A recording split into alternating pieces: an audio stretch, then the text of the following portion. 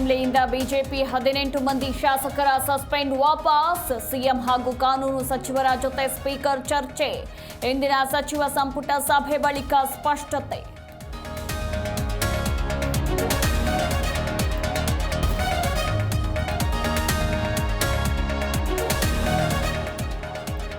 ಬೆಂಗಳೂರಿನಲ್ಲಿ ಮಳೆ ಅವಾಂತರ ಹಿನ್ನೆಲೆ ಜೆಡಿಎಸ್ ನಾಯಕರಿಂದ ಮಳೆಹಾನಿ ಪ್ರದೇಶಕ್ಕೆ ಭೇಟಿ. ನಿಖಿಲ್ ಕುಮಾರಸ್ವಾಮಿ ನೇತೃತ್ವದಲ್ಲಿ ಸಿಟಿ ರೌಂಡ್ಸ್.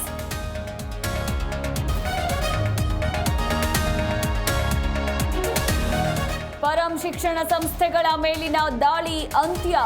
ಸತತ 27 ಗಂಟೆಗಳ ಕಾಲ ದಾಳಿ ಮುಗಿಸಿ ಹೊರಟ ಇಡಿ.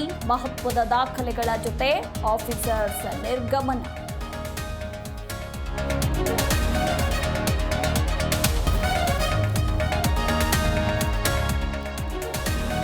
ಡಾಕ್ಟರ್ ಪರಂ ಶಿಕ್ಷಣ ಸಂಸ್ಥೆಗಳ ಮೇಲೆ ಇಡಿ ದಾಳಿ ಪ್ರಕರಣ. ಪರಮೇಶ್ವರ್ ಪರ ಕಾಂಗ್ರೆಸ್ ಸಚಿವರು ಬ್ಯಾಟಿಂಗ್. ಇಡಿ ದಾಳಿ ರಾಜಕೀಯ ಪ್ರೇರಿತ ಎಂದು ಕಿಡಿಕಿಡಿ.